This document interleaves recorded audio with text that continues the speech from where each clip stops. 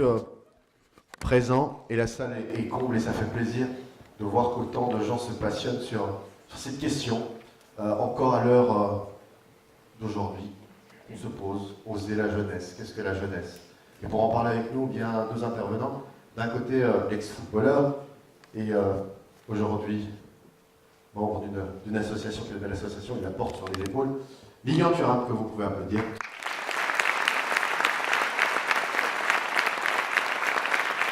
La générosité également des philosophes, essayiste. Il est à la base de ce livre qui justement met en avant cette jeunesse. Vincent Cespedes, philosophe.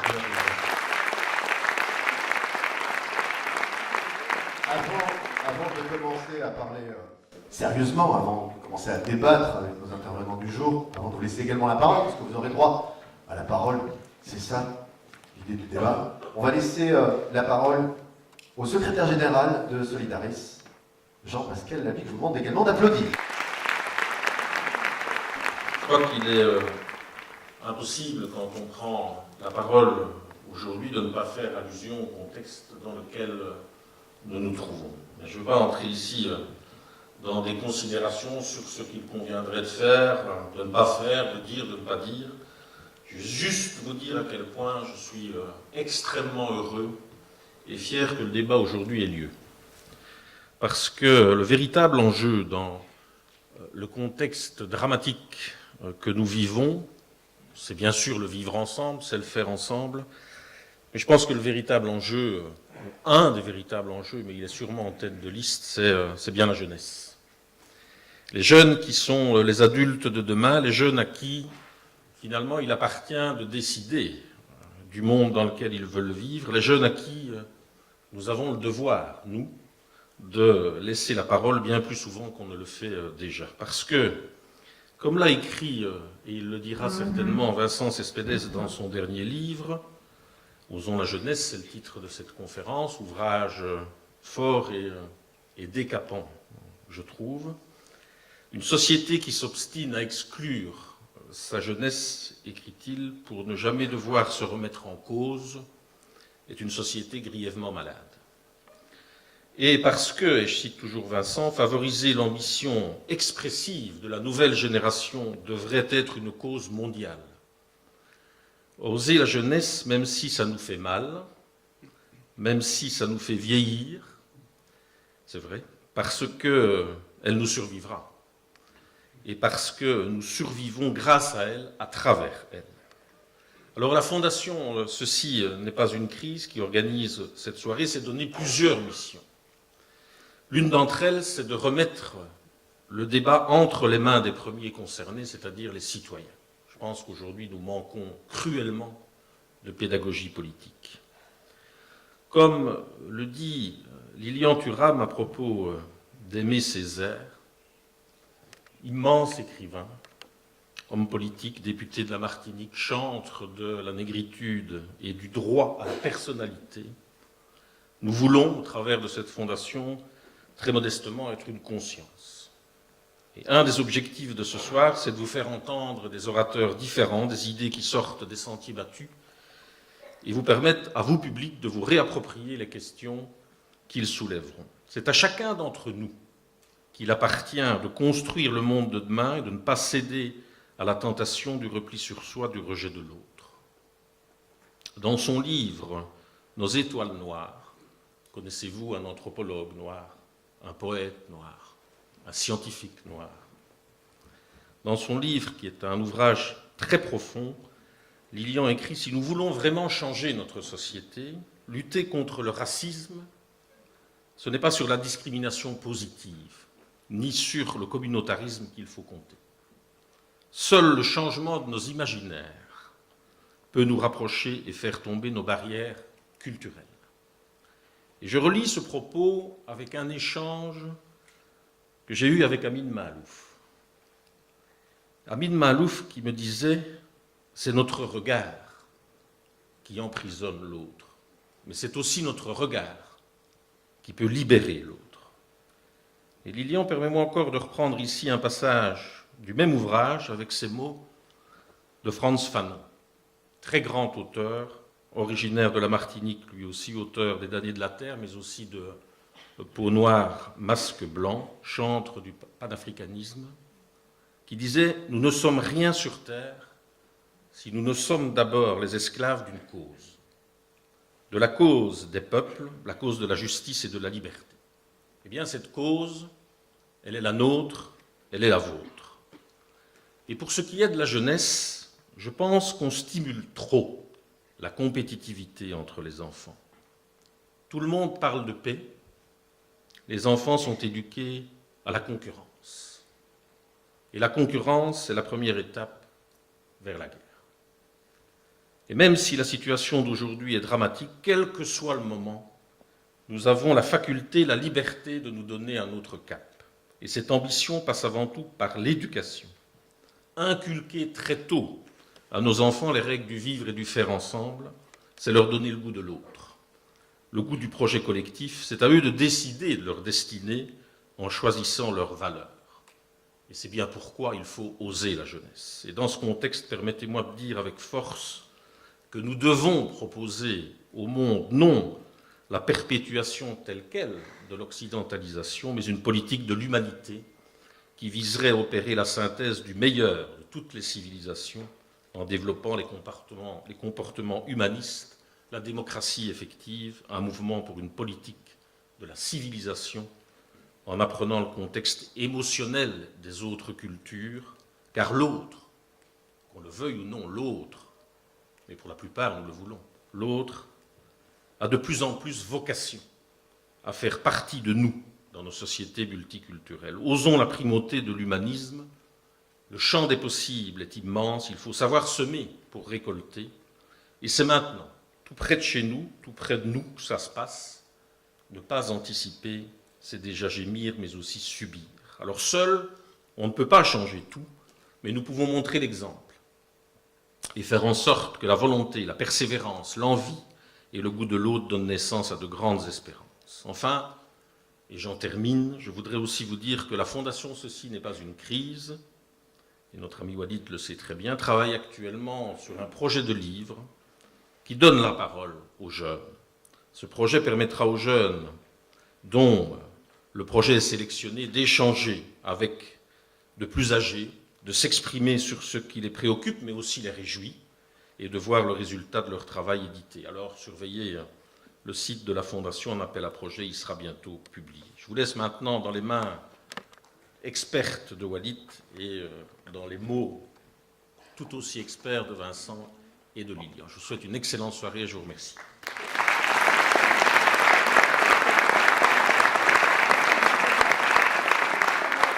Alors, Bob Dylan disait une phrase, et Vincent Cespedes doit certainement apprécier cette phrase: ce qui n'est pas occupé à naître est occupé à mourir.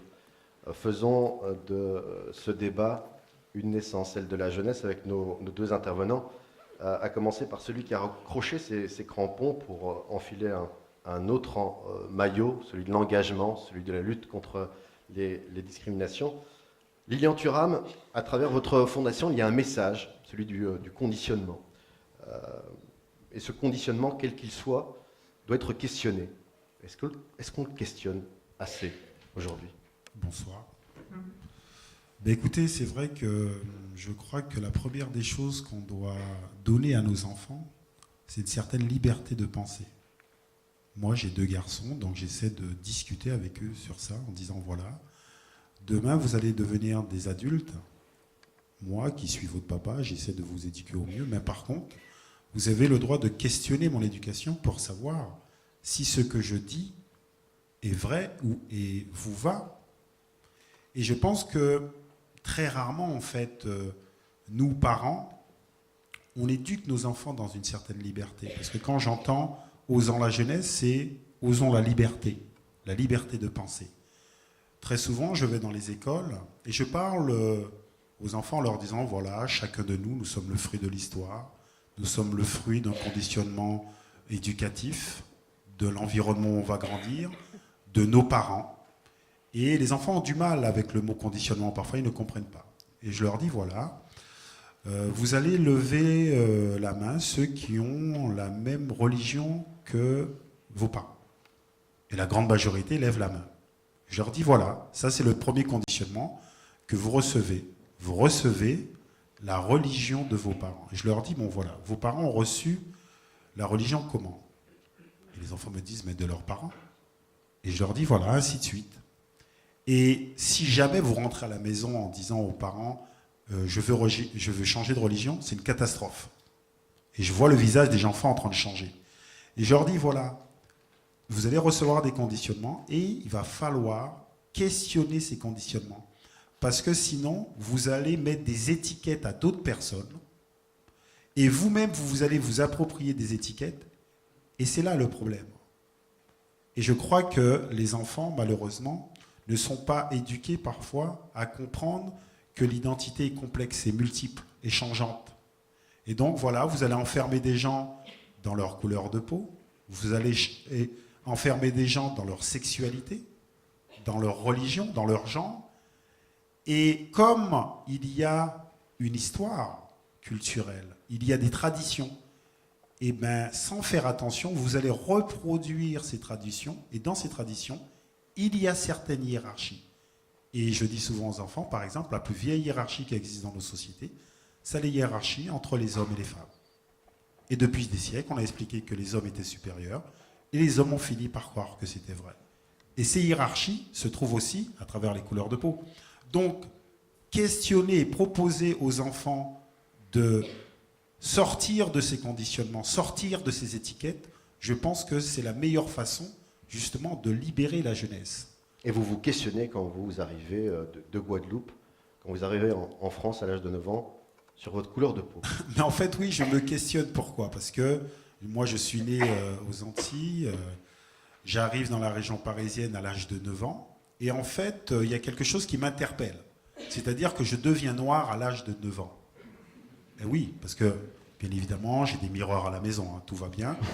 Ok. Mais en fait, on devient noir dans le regard de l'autre. Parce qu'en fait, moi, la grande majorité des gens aux Antilles, nous avons la même couleur de peau, donc on ne se pose pas la question. Et moi, je me souviens très bien, quand je suis arrivé dans la région parisienne, il y avait un dessin animé où il y avait 2 vaches. Une vache noire, très très stupide, on ne sait pas pourquoi on a choisi la noire vache stupide, je vous donne à réfléchir. Une vache blanche, très intelligente. Et certains de mes camarades m'appelaient du nom de cette vache très stupide, la noiraude. Et moi, ça m'attristait. Un jour, je rentre à la maison, je demande à ma mère pourquoi la couleur noire est vue négativement. Et là aussi, ma mère m'a donné une très mauvaise réponse. Elle m'a dit, mais mon chéri, tu sais, les gens sont racistes et ça ne va pas changer. Et fort heureusement, j'ai pu rencontrer des personnes, j'ai pu rencontrer des livres qui m'ont donné à comprendre le racisme, qui m'a donné à comprendre la hiérarchie selon la couleur de la peau. Et j'ai compris qu'effectivement, qu'à un moment donné, lorsque vous voulez opprimer des gens, vous construisez l'infériorité des gens. Vous construisez des nous et des eux pour pouvoir mieux les exploiter. Et ça, c'est la période de l'esclavage. Et donc, ça m'a permis moi-même de sortir de ces étiquettes. Savoir que la couleur de peau ne détermine rien les qualités ou le défaut de quelqu'un. Parce que lorsqu'on vous met une étiquette et vous vous appropriez cette étiquette-là, c'est extrêmement dangereux pour vous. Surtout quand l'étiquette est négative. Parce que la première chose, quand vous intégrez ce discours négatif sur vous-même, c'est en fait, vous faites une violence sur vous-même. Et cette violence sur vous-même vous empêche de développer la chose la plus importante chez un être humain, l'estime de soi.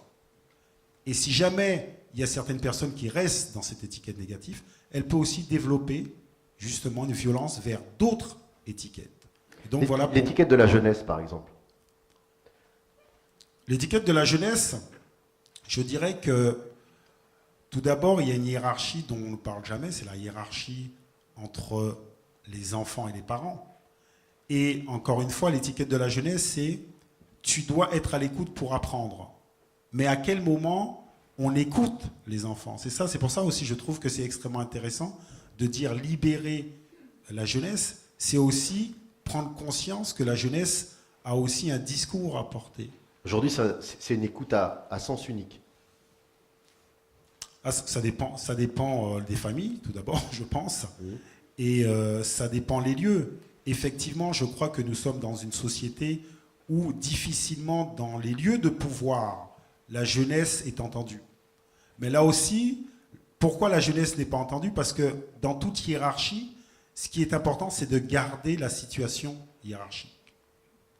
Que ce soit entre les hommes et les femmes, entre les personnes de couleurs différentes, c'est où dans la jeunesse, c'est-à-dire que vous ne pouvez pas avoir droit à la parole parce que sinon on doit partager cette position hiérarchique. Parce que effectivement, lorsqu'on regarde les lieux de pouvoir, il y a très peu de jeunes.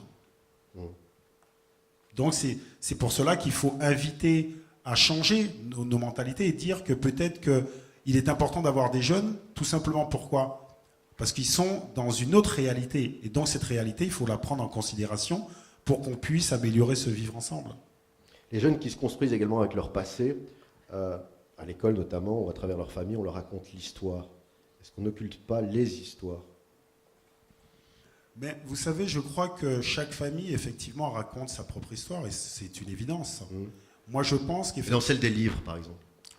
Dans les livres, moi, je pense que pour raconter l'histoire, il faut des lieux d'histoire. Par exemple, en France, moi, ce qui m'interpelle quand même, c'est qu'il n'y a pas un lieu d'histoire qui raconterait pourquoi la France est multicouleur, par exemple, aujourd'hui, ou multireligieuse. Et ça, c'est très important parce qu'en fait, ce serait raconter l'histoire des hommes et des femmes qui constituent la communauté de vie française. Et je pense qu'il y aurait beaucoup moins de problèmes. Est-ce que cette histoire intègre la différence ? Mais l'histoire ne peut qu'intégrer la différence. Parce qu'à partir du moment où on est deux, il y a des différences. Et c'est pour cela que souvent, par exemple, quand on parle de l'autre, je dis souvent à mon fils, qui est l'autre pour toi ? Et je lui dis, c'est papa déjà. C'est ton frère. L'autre, c'est pas quelqu'un qui a une couleur différente, ou une religion différente, ou une sexualité différente. L'autre, c'est celui qui n'est pas toi. Donc à partir du moment où toi, tu vas vers quelqu'un, eh ben, si tu dois créer des liens, il faut de la discussion. Mais le problème, c'est que je lui dis à mon fils, il faut faire très attention. Parce que tu finis par penser que toi, tu es le centre. Et que les gens doivent penser comme toi. C'est extrêmement dangereux. Donc il faut apprendre le décentrement. Et lorsqu'on parle d'histoire, il faut aussi apprendre à rencontrer une histoire qui est décentrée. Tout à l'heure, on va peut-être voir la carte que j'ai fait avec la Fondation. On peut la voir tout de suite, on peut la voir maintenant. Elle est là, voilà. En fait, cette carte-là, elle n'est pas à l'envers, attention.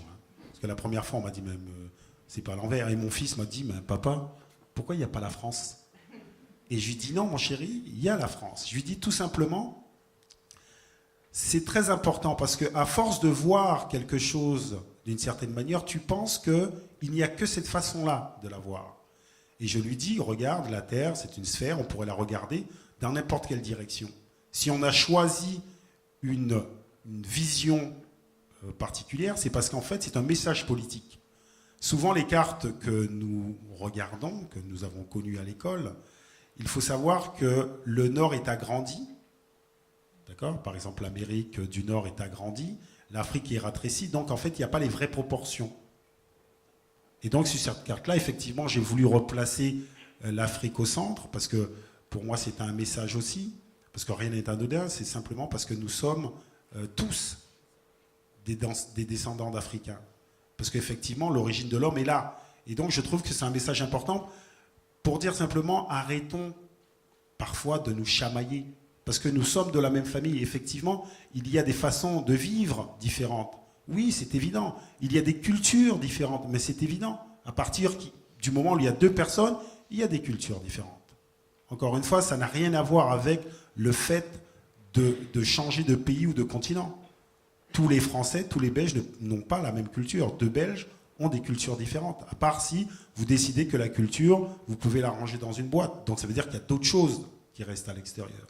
Et donc pour moi, c'est intéressant justement ce décentrement. Raconter l'histoire en tant qu'être humain. Par exemple, je ne sais pas, moi je suis antillais, je ne vais pas raconter l'histoire du monde à travers l'esclavage. Pour moi, c'est quel est le positionnement de l'être humain à ce moment-là. C'est-à-dire comment on exploite des gens. Et l'exploitation n'a pas de couleur. Et donc à un moment donné, la première des choses pour exploiter aussi des gens, c'est les séparer.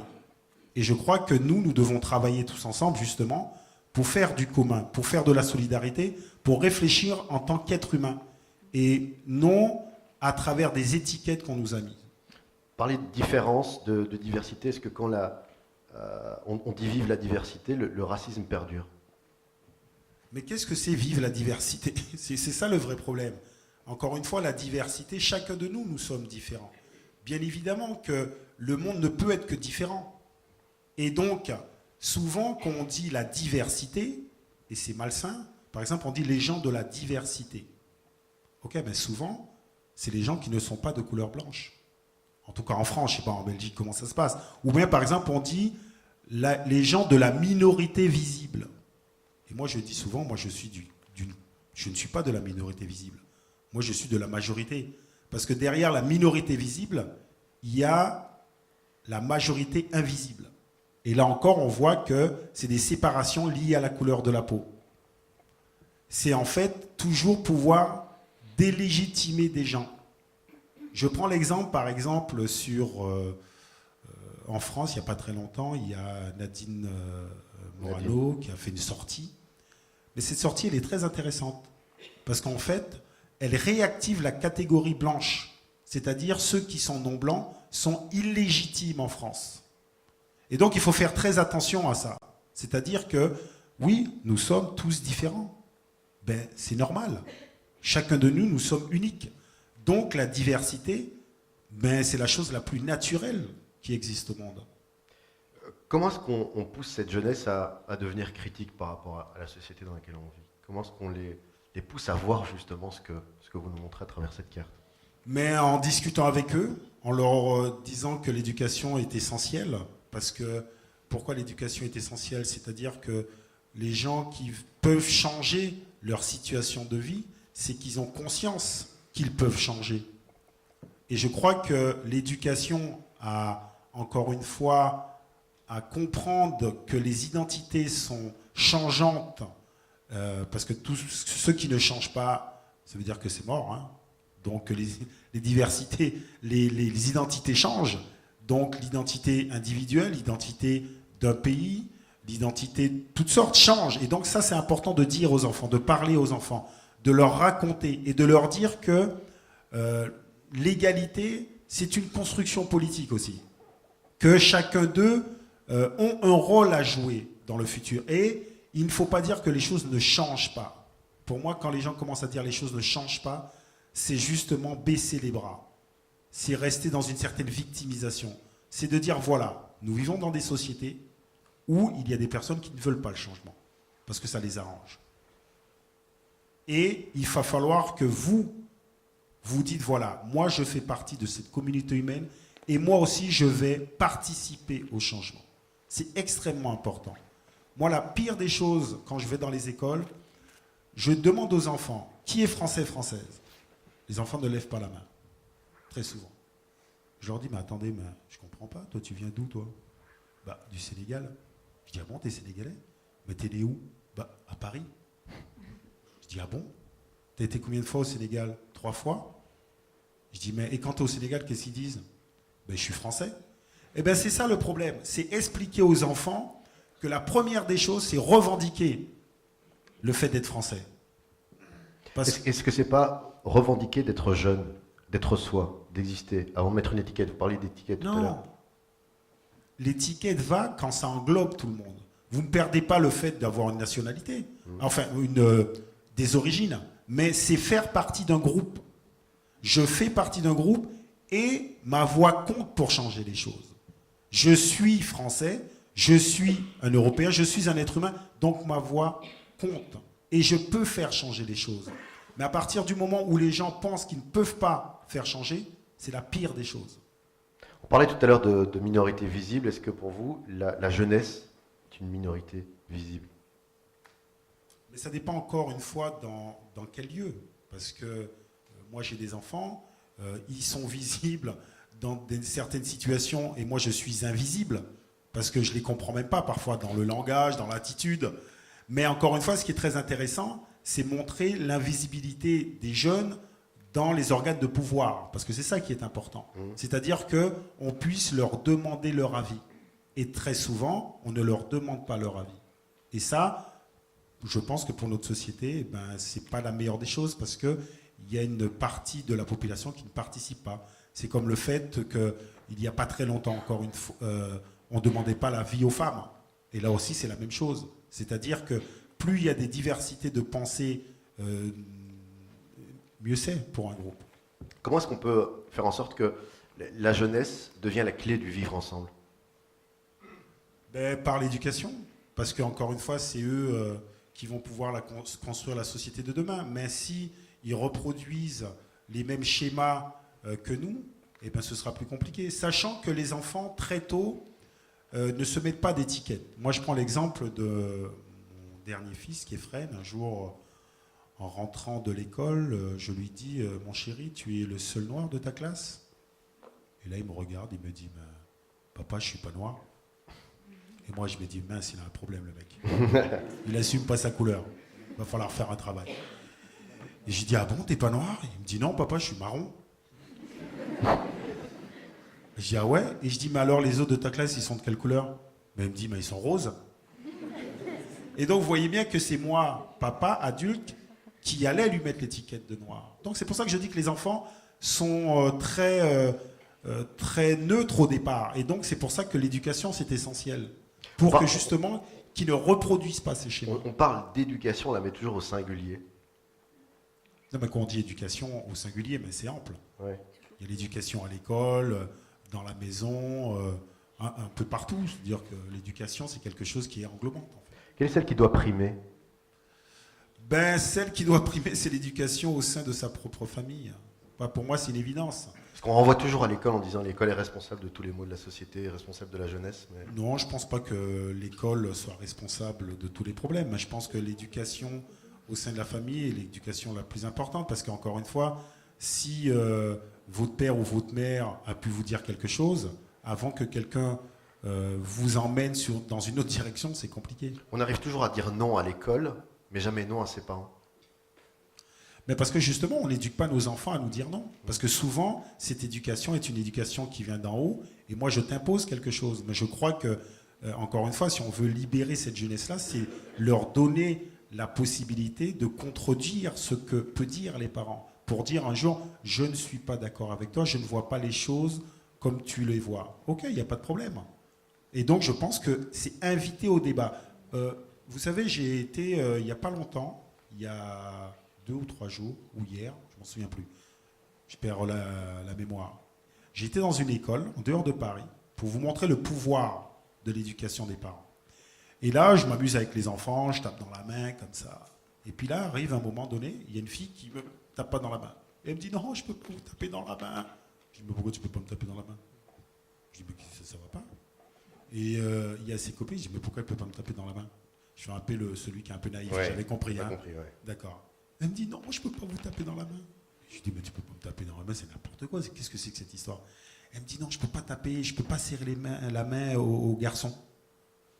Et donc, on voit l'importance de l'éducation des familles. Et moi, je lui dis, tu sais quoi? C'est marrant, ça, quand même. Imagine, tout d'un coup, moi, je dis, tu vois, parce que tu as le foulard, je ne vais pas te parler. Est-ce que ce serait juste? Elle me dit, non. Je dis, mais c'est la même chose. T'imagines ce que tu dis? Tu es en train de me dire, ouais, parce que je suis noir, je ne vais pas te parler. Elle me dit, non, non. Elle me dit, ah non, je n'avais pas vu ça comme ça. C'est pour ça que je dis que c'est intéressant, l'éducation des parents. Mais la chance, c'est que vous êtes éduqués aussi par plein de gens. Et d'où intervient le rôle de tout un chacun de pouvoir éduquer les autres. Mais éduquer les autres, c'est dans la discussion. Et sachant que lorsque vous recevez une éducation, c'est très compliqué parfois aussi de changer. C'est pour ça qu'il faut faire très tôt avec les enfants. Parce que les enfants sont beaucoup moins conditionnés que les adultes. Donc voilà pourquoi je pense que ces sujets sur quelle étiquette, est-ce qu'on peut questionner sa religion, est-ce qu'on peut questionner l'éducation familiale, pour moi c'est extrêmement important, mais ça se fait très tôt. Petite vidéo, tiens, on voudrait regarder, vous êtes venu avec cette vidéo, je vous propose de la regarder. Chacun d'entre nous a 2 parents, 4 grands-parents, 8 arrière-grands-parents, 16 arrière-arrière-grands-parents, 32 arrière-arrière-arrière-grands-parents. Si l'on remonte en 1800, cela fait 128 ancêtres directs pour chacun d'entre nous. Avec ce même calcul, pour les 7 milliards d'êtres humains vivants aujourd'hui, il aurait dû y avoir 100 milliards d'êtres humains en 1800. Or, il n'y en avait qu'1 milliard environ, soit 100 fois moins. De la même façon, de l'an 1 de notre ère à 2010, environ 60 générations se sont succédées, ce qui fait pour chaque être humain vivant aujourd'hui 1 million de milliards d'ancêtres. Alors que l'humanité comptait 400 millions d'humains au début de notre ère. Ceci démontre que nous partageons forcément de multiples fois les mêmes ancêtres. En comparant le nombre théorique de nos ancêtres, 1 million de milliards, au nombre d'humains ayant réellement existé, 80 milliards, on comprend que nous sommes nécessairement tous parents. Tous parents, mais comment? Mais comment? Vous n'avez pas écouté, jeune homme? Si, bien sûr. Mais comment? C'est la question. Et derrière cette question, il y a le conflit intergénérationnel aussi. Parce qu'on se prépare à être parent en essayant de se dire, bah tiens, je peux répondre à certaines questions, comment on fait les bébés. Mais on ne peut pas se préparer à des questions comme celles qu'on vit actuellement. C'est-à-dire? La mort. Oh, mais la mort, on peut en parler tranquillement. Moi, je viens d'une culture où on parle de la mort tranquillement. Moi, je me souviens quand j'étais jeune, aux Antilles... Mais de gens qui tuent. Ah, oui. Ok, des gens qui tuent, mais ça fait... moi, je vois par exemple la discussion que j'ai eue avec mon fils, après ce qui s'est passé à Paris. Il avait très très peur. Donc, je lui explique, écoute mon chéri, que tu aies peur, c'est tout à fait compréhensible, c'est normal. Je lui dis que par contre, il faut pouvoir dépasser cette peur, parce que sinon on ne vit pas. Il faut dépasser cette peur, parce que sinon on ne réfléchit pas bien, parce que quand on est dans la peur, la réflexion est parfois très restreinte en fait. Et je lui dis qu'effectivement, il y a des personnes qui sont manipulées, où on les emmène à se haïr soi-même, à haïr aussi la communauté dans laquelle ils ont grandi. Et donc je lui dis qu'effectivement il faut faire très attention, parce que lorsque on a une certaine éducation, on peut prendre la distance avec les choses. Et le plus important, c'est aussi se poser des questions pour comprendre qu'il ne faut jamais se renfermer dans une identité à laquelle on vous renvoie. Parce qu'il y a des gens qui vont vous manipuler. Et toi, tu ne dois pas être manipulable. Mais que la violence existe. Et moi, je lui dis, par exemple, ce qui est très intéressant avec ce qui s'est passé à Paris, c'est que j'ai l'impression que ça a ouvert les yeux à certaines personnes. C'est-à-dire que tout d'un coup, ils ont compris que leur pays était en guerre. Mais ça fait très longtemps que la France est en guerre. Et ça, je lui ai dit. C'est-à-dire que la mort existe un peu partout dans le monde. La guerre existe un peu partout dans le monde. Les attentats existent un peu partout dans le monde. Et je lui ai dit, voilà, il faut être très attentif, que tu ne tombes pas dans le piège de penser que tes morts sont, je dirais, plus respectables. Et ça, c'est très important de dire ça aux enfants. C'est-à-dire qu'à chaque fois qu'il y a des attentats un peu partout dans le monde, il faut que ça puisse te toucher. C'est important pour dire, voilà, que nous ne voulons pas de ce monde. Après, derrière, bon, je vais expliquer d'autres choses, que souvent aussi, que les guerres sont avant tout des guerres de personnes qui ont envie de posséder des choses. C'est-à-dire que les guerres de religion n'existent pas. Je dis à mon fils, après on peut, comment je pourrais dire ça, instrumentaliser politiquement les religions. Et je lui dis, fais bien attention, ne tombe pas dans le piège de penser que les guerres de religion existent. Non, on manipule la religion comme, parce que je discute avec lui, donc les croisades, voilà, c'est-à-dire qu'on met toujours en avant la religion, parce qu'en règle générale, la religion est la chose la plus intime que vous ayez. La plus intime. Et donc, il ne faut pas tomber dans ce piège-là. L'actualité nous rappelle donc à quel point on est, et on peut être conditionné, manipulé, parce qu'ignorant, endoctriné. Est-ce que l'ignorance, c'est pas l'ennemi public numéro un? Ben, complètement, oui, bien sûr. Je prends l'exemple, lorsque je vais dans les écoles, je dis aux enfants, voilà, pourquoi l'école est importante, pourquoi l'éducation, la réflexion, complexifier sa pensée. Pourquoi? Parce que vous avez des petits frères, des petites sœurs. eh bien, vos petits frères, petites sœurs, vous pouvez raconter n'importe quoi. Par exemple, tu prends un livre, tu fais comme si tu lisais, et ben, qu'est-ce qu'elle va faire, ta petite sœur? Elle va croire que c'est vrai. Pourquoi? Parce qu'elle ne sait pas lire. Donc voilà pourquoi l'éducation est importante. Pourquoi complexifier les choses. Et je dis souvent aux enfants, ce qui est très intéressant quand on arrive à complexifier les choses, c'est qu'on finit par comprendre qu'effectivement, il y a énormément de choses encore à apprendre. Parce que les personnes les plus dangereuses, c'est ceux qui simplifient les choses. Et parce qu'ils finissent par penser qu'ils ont raison. Et donc, oui, l'ignorance est la chose la plus dangereuse. D'ailleurs, par exemple, quand il y a des dictatures, la première des choses que font les dictateurs, c'est effectivement éliminer les intellectuels, avoir moins d'accès aux connaissances. Donc voilà pourquoi, dans notre pays, nous devons faire tout le contraire. C'est-à-dire emmener l'éducation le plus loin possible et partout. Investir dans l'école, dans l'éducation. On va se tourner vers notre deuxième intervenant et on va lui donner le micro. Je vais aller le chercher, Vincent Cespedes. Vous en aurez besoin. Donc on va directement gagner du temps. Je vais aller chercher le deuxième. Est-ce qu'il y a prêt ?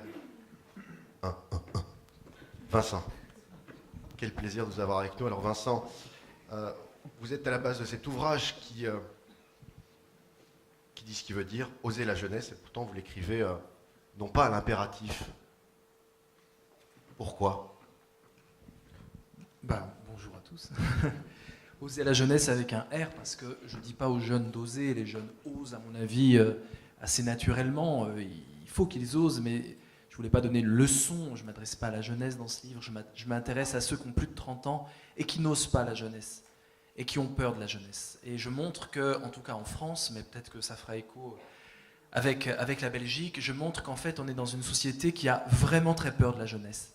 Et non pas d'une jeunesse criminelle comme on a vu récemment, une certaine jeunesse bouillonnante parfois, on l'a vu dans l'histoire, mais simplement une jeunesse qui juste, et j'admire tout ce qui a été dit évidemment, c'est un hymne à la philosophie, ce que vous dites c'est le jugement critique, revoir ses conditionnements, c'est le programme de la philosophie depuis 2000 ans, et c'est vrai qu'aujourd'hui la philosophie doit être l'affaire des jeunes, en fait, c'est ça la nouvelle donne. Oser la jeunesse parce que les jeunes nous dérangent énormément, de tout temps. De tout temps, les jeunes représentent cette puissance critique qui, à l'outrecuidance, et ils le font avec une irrévérence et une insolence caractéristiques, et ils ont raison de le faire avec cette irrévérence, qui font le tri entre ce qu'ils prennent de l'héritage qu'on leur a laissé et ce qu'ils ne veulent pas prendre. Et c'est extrêmement, je dirais, dévalorisant pour nous les plus âgés, de voir finalement des jeunes qui disent « Écoute, dans l'héritage que tu me donnes, je prends ça, ça, ça, mais alors par contre, la planète pourrie que tu me donnes, j'en veux pas. Je trouve que tu n'as pas assuré, je te mets une mauvaise note. Je prends la démocratie, mais je trouve que tu en as fait un exercice un peu vide, un peu creux, donc mauvaise note aussi. » Les jeunes forment une puissance critique par nature. Pas parce qu'ils sont associés dans une sorte de comité de l'ombre. Naturellement, le jeune qui va à l'école, le jeune qui reçoit l'éducation de ses parents, s'il est un tout petit peu ouvert d'esprit, si on n'a pas éteint en lui, et c'est tout à fait possible qu'on l'éteigne, la flamme du questionnement, la flamme du pourquoi. Pourquoi et on s'épuise en tant que parent à dire parce que, et puis à un moment c'est parce que, point. Parce que les jeunes sont cette puissance philosophante qui consiste à dire le monde que tu me laisses, je vais y prendre ma part, mais j'ai le droit de trier, donc j'ai le droit de critiquer. Et ça, c'est fondamental de voir pourquoi on refuse la jeunesse. Parce qu'on veut en fait tous les signes extérieurs de la jeunesse. On veut être dynamique, on veut sourire, on veut avoir la pêche, on veut avoir la santé, on veut avoir la joie de vivre, parce qu'on a quand même une jeunesse qui est à la fois pessimiste et à la fois super optimiste. Vous parlez de jouvence d'ailleurs. Je parle de jouvence parce que sinon on ne sait plus de quoi on parle. Il a fallu que je distingue, parce qu'on dit par exemple cette personne de 80 ans, vous dites comment ici 90 Non 80 80, ça reste 80. Ah, ça reste 80, oh, ouais. Excusez-moi. Ça n'a pas encore changé. 90 ans, ah, là je vous aime. 80... Ah, voilà. Là c'est 90. Voilà, 90. Cette personne de 90 ans, c'est un exercice spécial. On peut dire qu'elle est encore jeune, mais de quoi on parle ? Elle est encore jeune, oui, ça existe. Des personnes âgées qui restent jeunes. Eh bien c'est parce que, évidemment, elles n'ont pas la jeunesse en termes d'âge, évidemment, mais elles ont des caractéristiques de la jeunesse. un œil curieux sur le monde. Ce n'est pas le cas de toutes les personnes de 90 ans. Un œil curieux sur le monde, un rire, un humour caustique, parfois corrosif, un humour qui peut critiquer, qui peut clasher, un amour de tout ce qui est nouveau, une ouverture sur ce qui est nouveau, alors qu'on a des personnes âgées qui, au contraire, refusent la nouveauté par principe, parce que ça va bousculer leurs habitudes, parce que ça va remettre en question leur monde. Et donc j'appelle jouvence cette puissance qu'a la jeunesse, que l'on peut avoir à tous les âges de la vie. Donc dans ce sens, on peut avoir de la jouvence à tous les âges de la vie. On parle de fontaine de jouvence, on parle de bain de jouvence. C'est la puissance de renaître de ses blessures, la puissance de critiquer le monde en toute innocence, en toute insolence. La jouvence, c'est toutes les caractéristiques de la jeunesse que nous convoitons, parce que la jeunesse, aujourd'hui, on la veut, en forme extérieure de jeunesse. Il y a du jeunisme aujourd'hui dans la publicité. La jeunesse, elle est affichée partout, et même les personnes qui ont plus de 50 ans essayent de rester jeunes le plus longtemps possible. Donc la jeunesse est très bien vue pour la jouvence qu'elle a, sa puissance de vie. Mais la jeunesse est très mal vue pour l'âge qu'elle a, c'est-à-dire en dessous de 30 ans, parce qu'elle est une puissance de critique. Et aujourd'hui, nous sommes dans une société qui accepte encore moins qu'avant, encore moins qu'en dans les années 50, la puissance critique de la jeunesse. Parce que nous avons une nouvelle jeunesse. Nous avons une jeunesse ultra connectée, une jeunesse qui est capable d'aller chercher toutes les connaissances en quelques clics, une jeunesse qui est effectivement n'a pas sa part encore dans le monde, on ne la laisse pas prendre sa part dans le monde, et qui n'en peut plus, une jeunesse qui ne croit plus du tout au journalisme, qui ne croit plus du tout à la politique. Je sais que ici c'est comme en France, il y a un tiers des jeunes qui vont vers les extrêmes, un tiers. Et je ne pense pas que ça soit par conviction politique, mais je pense que c'est par ras-le-bol, par exaspération d'une classe politique.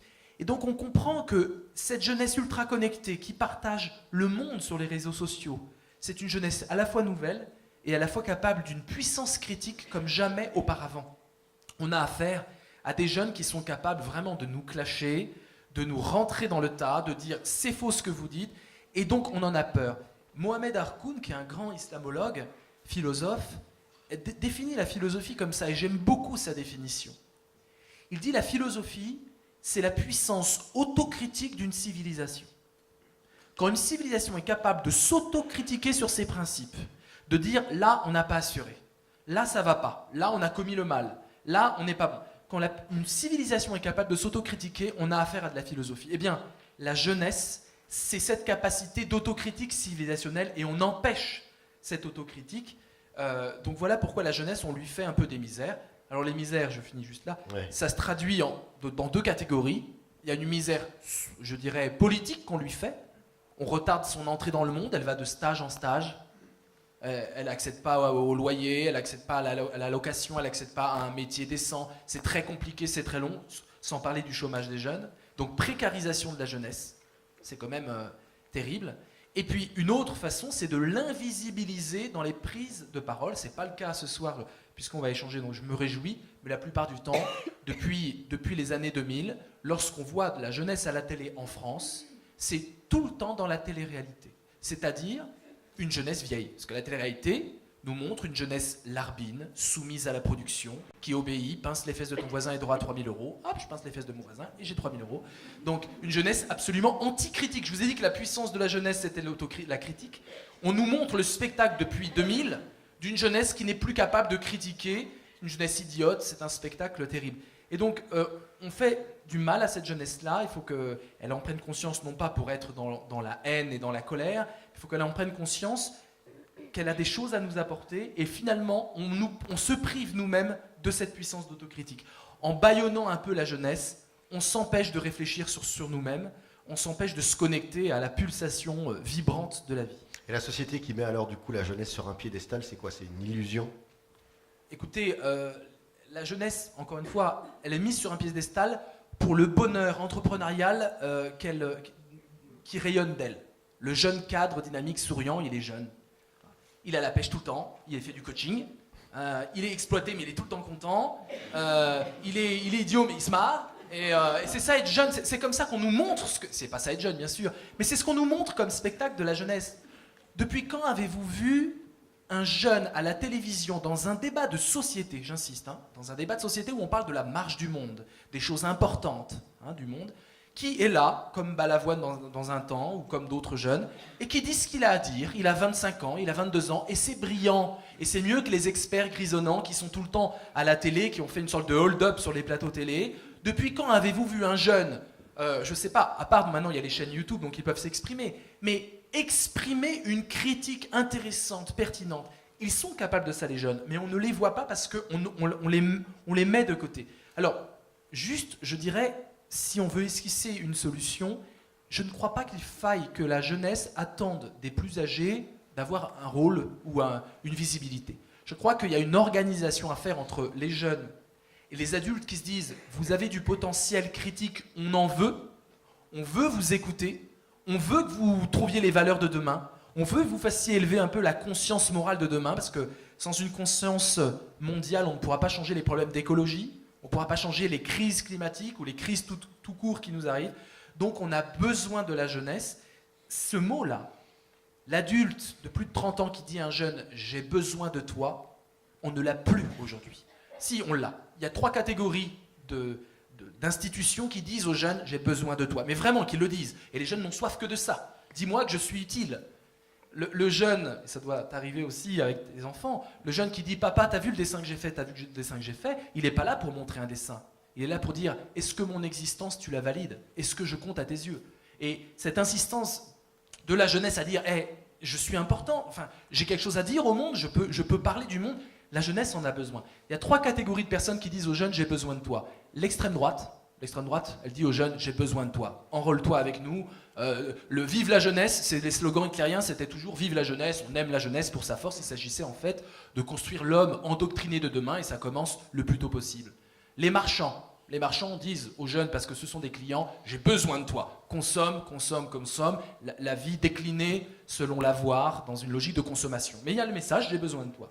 Et puis, aujourd'hui, on a aussi des sectes apocalyptiques qui disent, et des sectes de tout poil, mais aussi des sectes qui tragiquement font couler le sang aujourd'hui, et qui disent à la jeunesse, avec des moyens pour les jeunes, avec un ciblage extrêmement fin que même les grandes boîtes de communication n'ont même pas été capables de faire, un endoctrinement virtuel, c'est tout à fait nouveau, tout à fait nouveau. Avant, il fallait se déplacer. Quand vous étiez dans une secte, il fallait démarcher les jeunes dans la rue, dans les universités. Aujourd'hui, c'est des vidéos pornographiques, parce qu'à un moment, lorsqu'on voit le corps mutilé, le corps qui explose et les émotions extrêmement primales de colère, de peur, c'est exactement la même dose que dans des films pornographiques lorsqu'on découvre pour la première fois la sexualité. Aujourd'hui, on sait que c'est un enfant sur 2 à l'âge de 11 ans qui découvre ce genre de production en libre accès sur Internet et qui est saisi d'effroi, parce qu'au début, ça commence comme ça, saisi de stupeur. Et aujourd'hui, ceux qui disent aussi « j'ai besoin de toi les jeunes », ce sont évidemment ces sectes.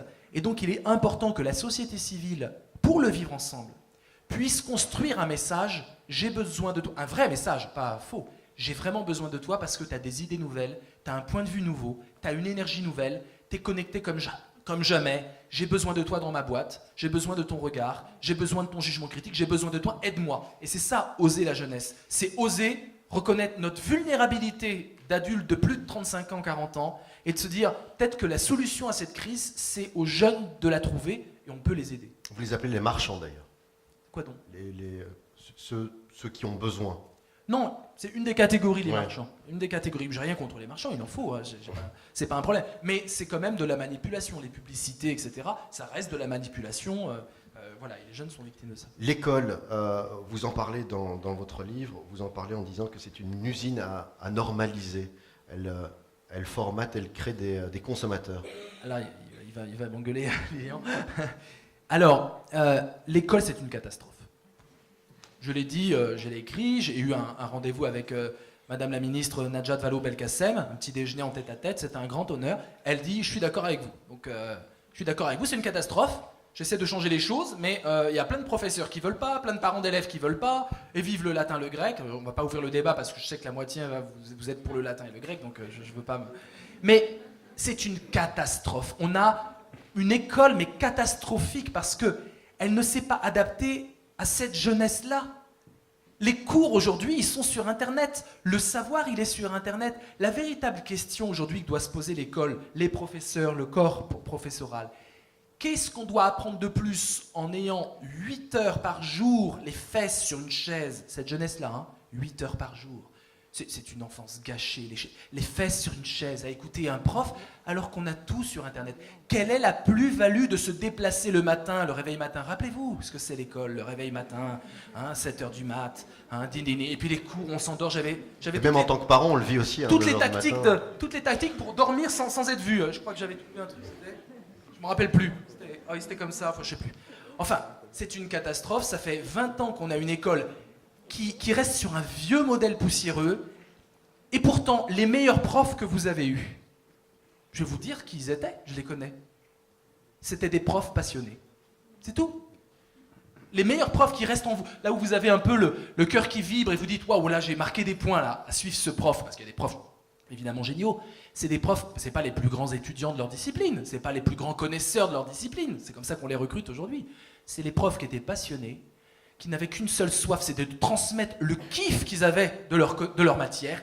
Ils adorent tellement qu'ils disent « Attends, faut que je t'explique, c'est trop génial, mes mathématiques, c'est trop génial, ma philosophie, c'est trop génial, ma langue anglaise », et qui transmettaient la passion. Aujourd'hui, l'école est catastrophique parce qu'elle ne sait pas quoi faire de la passion. La passion, c'est ce qui est détruit à l'école. Vous prenez des jeunes de 8 ans, passionnés, l'œil qui brille, tout le temps assoiffés de connaissances, vous les ressortez 10 ans plus tard, ils sont éteints, et quand vous leur dites, le truc normalement, quand on est passionné, on a 60 réponses, tu veux faire quoi plus tard dans la vie? La réponse, c'est je sais pas.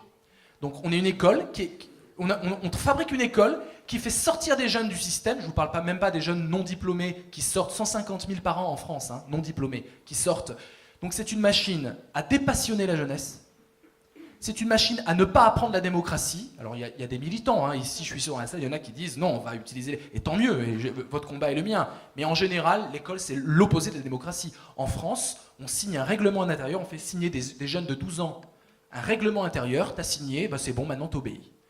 Et quand on demande aux Français qui sont les plus déprimés d'Europe, hein, les jeunes Français, dans des derniers sondages, sont les plus déprimés d'Europe, on leur dit c'est quoi la valeur que tu voudrais transmettre à tes futurs enfants?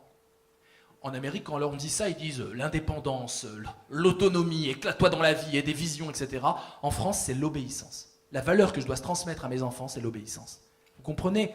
Ils sont tellement dans un système où on leur demande que d'obéir et de pas créer, de ne surtout pas créer. Obéis à Rimbaud, mais ne crée pas du Rimbaud. Obéis aux grands auteurs, mais j'ai fait 5 fois l'avare dans ma scolarité. 5 fois, j'ai fait l'avare de Molière. Il y a de la valeur, hein. 1 fois ça va, puis je le regarde à la télé, 2 fois ça va. 5 fois, on se tape des livres. Alors c'est très bien, je suis pour la princesse de Clèves, je suis pour l'avare. Mais à un moment, il faudra créer une école de la passion, une école de l'intelligence connective d'aujourd'hui, une école de l'évaluation collective, pas je t'évalue, je t'évalue, je t'évalue, je t'évalue, t'es le meilleur, toi tu passes, et une école surtout qui ne va pas faire la sélection sociale. Depuis Bourdieu, on sait qu'il y a quand même un système où le fils d'ouvrier a toutes les chances de ne pas arriver dans des filières prestigieuses. C'est une catastrophe, on le sait, hein, sociologiquement on le sait, et il n'y a aucune mesure qui sont prises. Donc il y a un immense combat avec l'école, les parents peuvent aider, mais je pense que les jeunes aussi, un cri de révolte salutaire est nécessaire concernant votre éducation, l'éducation que vous recevez de vos parents, mais de l'école aussi. Et l'espoir pour moi, il est que quand on interroge les jeunes, j'ai interrogé les jeunes dans ce livre, effectivement le drame c'est qu'un tiers vont aux extrêmes, en Belgique comme en France, un tiers vont aux extrêmes parce qu'il y en a marre, parce qu'au moins on va tout casser, mais 2 tiers sont prêts à un type d'insurrection de type mai 68. Et mai 68 c'était quoi? C'était une explosion philosophique de masse. C'était la société qui s'est arrêtée et qui a commencé à s'autocritiquer. Qu'on le veuille ou non, c'est ça mai 68. Je ne parle pas d'après, je parle de la période de mai 68. Une philosophie dans la rue. Et ben, je pense que c'est ça pour moi la solution d'avenir, y compris pour régler les drames qui nous touchent récemment. Est-ce que c'est pas ce qui se passe un petit peu sur les réseaux sociaux aujourd'hui? Il y a de tout sur les réseaux sociaux. Sur les réseaux sociaux, il y a de tout. Donc, aujourd'hui, la philosophie est l'affaire des jeunes. Ce n'est pas l'affaire des vieux.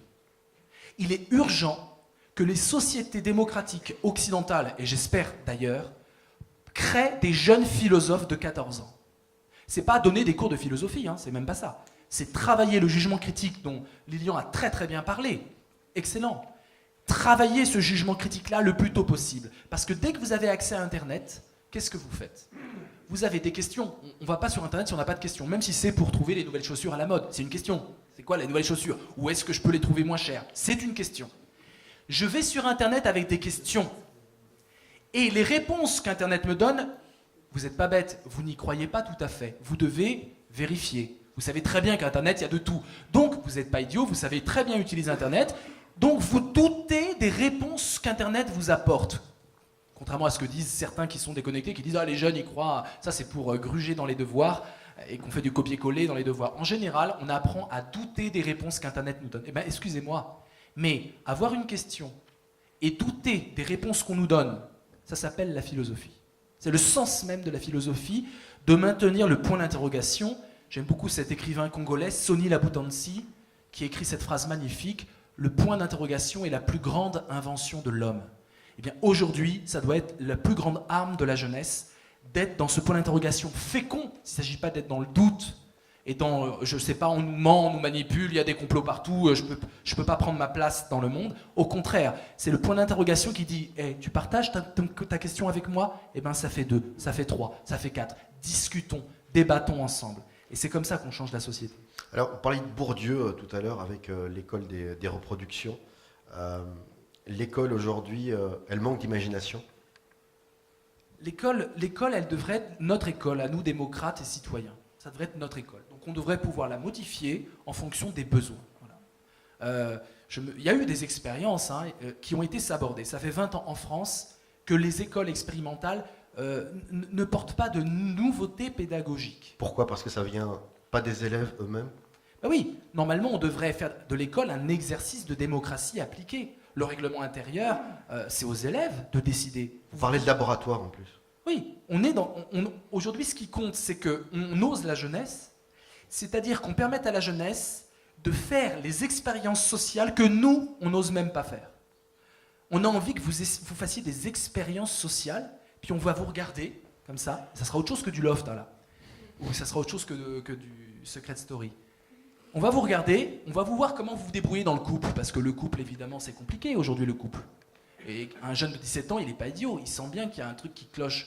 Il sent bien qu'il a envie de pouvoir aimer un peu plus librement, et puis que le couple, à l'heure du préservatif obligatoire et du test de paternité et de la pilule, etc., à quoi ça rime encore quand on a 17 ans? Le couple, après, c'est autre chose. C'est une question, je ne dis pas que c'est une réponse, mais on peut se poser cette question. Cette question est scandaleuse aujourd'hui parce qu'on parlait de conditionnement, on est tellement conditionné que l'amour, c'est forcément trouver sa moitié et vivre toute sa vie avec, qu'on ne remet même pas en question ces institutions que sont le couple, que sont l'éducation, que sont la famille. Qu'est-ce que c'est construire la famille aujourd'hui? Qu'est-ce que c'est construire l'amour aujourd'hui? Qu'est-ce que c'est construire le sens de la vie aujourd'hui? Eh bien tout ça, c'est pas nous pris dans la vie active avec des dettes, avec des endettements, avec des fatigues physiques, avec le monde. C'est pas à nous, on va pas faire ces expériences-là, c'est aux jeunes de le faire. C'est aux jeunes de moins de 30 ans de faire des expériences sociales, y compris des expériences politiques. Comment on crée du destin commun? Comment on invente de nouvelles formes de décision? On vous regarde, et vous savez, ceux qui vous regardent le plus, c'est paradoxal, ceux qui vous regardent avec vraiment une minutie de scientifiques, voir les dernières trouvailles des jeunes, les dernières tendances des jeunes, les derniers trucs des jeunes, ce sont les entrepreneurs. Les plus au fait de la jeunesse, ceux qui consultent tous les spécialistes des jeunes, ce sont des entrepreneurs qui ne veulent pas louper le coche, parce que sinon leur boîte, elle coule. Alors eux, je vous garantis qu'ils analysent la jeunesse. Ben, c'est dommage, on se prive, nous, société civile, de cette analyse-là. Pour ça, il faut que la jeunesse devienne plus visible dans les médias, dans les débats. Il faut lui laisser cette visibilité-là. On va débattre d'ailleurs avec les jeunes et avec Lilian dans un instant. Dernière question, la néo-résistance. On peut en parler pendant des heures. Non, en fait, c'est très simple. Suite aux attentats, et bien sûr, il n'y a pas de différence de couleur de peau, mais ma couleur de peau fait que je marque quand je suis fatigué, donc j'ai des cernes violettes sous les yeux. Je t'envie sur ce coup-là, toujours fringant. Voilà, moi, j'ai des cernes violettes sous les yeux parce que j'arrive pas à dormir depuis le 13. Comme beaucoup d'ailleurs, et j'ai beaucoup voyagé, j'étais en Guadeloupe, rencontré Jackie Dahomey qui justement a lancé la néo-résistance aussi. Je fais des vidéos, je voyage, j'ai beaucoup voyagé, je suis épuisé, je vais vous donner de l'optimisme là, donc c'est pour ça que j'ai ce ton-là, mais évidemment il y a de la souffrance derrière tout ça. Que faire? Que faire? Débattre, philosopher, tous, indépendamment des médias. Ne pas attendre qu'on vous invite à la télé pour débattre. Vous le faites. Je suis sûr que sur vos Facebook respectifs, vous avez des débats. Je suis sûr que vous avez tous là, on a tous des discussions. Et des discussions éclairées. Et je suis sûr que la salle est remplie d'humanistes. Et je suis sûr que nos discussions, j'aimerais bien lire la discussion de toi au fond là. Je suis sûr que t'as des... Mais je pourrais pas la lire parce que tu es noyé dans Facebook. Et toi aussi, j'aimerais bien lire ta discussion, je ne peux pas la lire. Donc l'idée, c'est de fédérer nos luttes, de fédérer nos idées dans un mouvement vraiment de bienveillance intellectuelle. L'autre va pas être d'accord avec moi. Et j'arriverai même pas à le convaincre. Hein. J'arriverai même pas à le convaincre. Donc ça sert à rien de crier. Ça sert à rien de postillonner. Les postillons ne traversent pas l'écran. Ce qu'il faut, c'est fédérer nos luttes. Et donc j'ai décidé d'utiliser un nouveau mot, ce qu'on appelle un concept en philosophie, que j'appelle néo-résistance. N'ayez pas peur de ce mot. Néo, ça veut dire nouveau. Vous connaissez peut-être le film Matrix, qui a fait de Néo son héros principal. Néo, c'est nouvelle résistance. Résistance, tout le monde s'accorde